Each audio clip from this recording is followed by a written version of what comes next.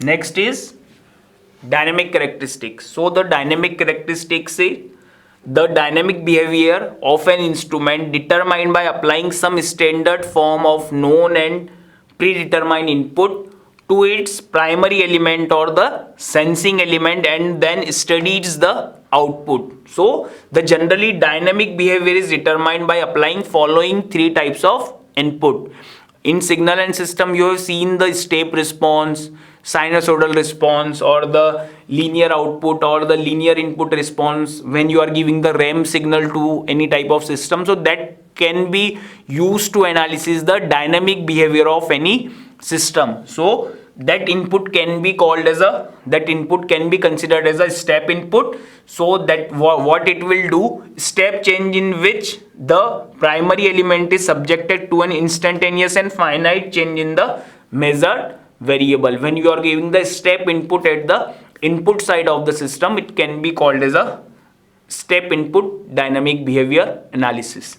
Now next is linear input. When you are giving the RAM signal to an input, that can be called as a dynamic behavior with respect to the linear input. And same for the sinusoidal input. If you are giving sinusoidal input and you are getting the output of the response, or you are doing dynamic analysis of a system with the help of sinusoidal input. So that three type of system generally used to know the dynamic characteristics of the system. So there are some quantities or under the dynamic characteristics. These are the speed of response, fidelity, lag, and the dynamic error.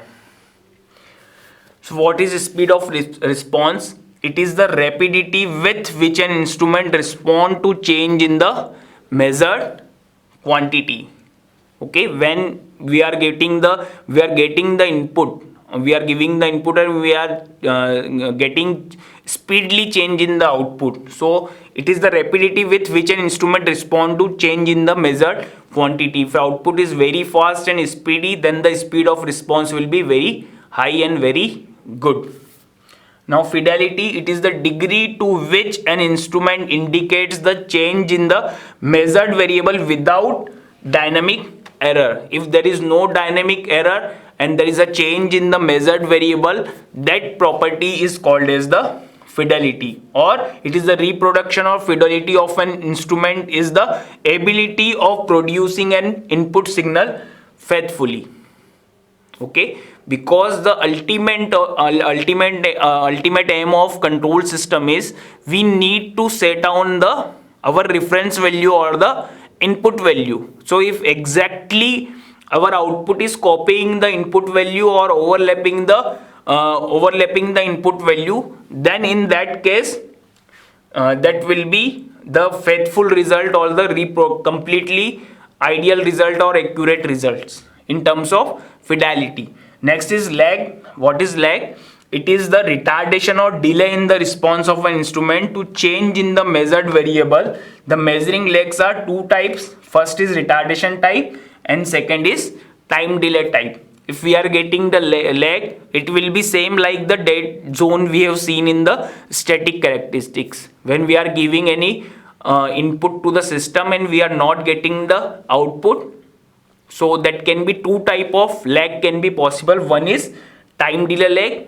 Time delay lag, that means it is the type of non-linearity. We are giving the input and we are not getting the output. So that type of lag is known as the time delay type lag. And the retardation type lag is the response of an instrument begins immediately after a change in measured variable is occurred. So that will be two types of lags. And the last one is dynamic error. So it is the difference between the true value of a quantity changing with the time and the value indicated by the instrument if no static error is assumed. So in the previous static characteristics we have seen the static error. In this we have seen the dynamic error, but dynamic error is with respect to the quantity changing with the time, and quantity changing with not respect to the time is termed in case of static characteristics. But when quantity is changing with the time, then we will assume that no static error is there. Okay, so it is also called as the measurement error. Okay, so when measurement problems are concerned with rapidly varying quantities or the time varying quantities or the quantities which are varying with respect to the time, the dynamic relationship between the instrument's input and the output are generally defined by use of differential equations. Okay, in signal and system you have solved the various type of differential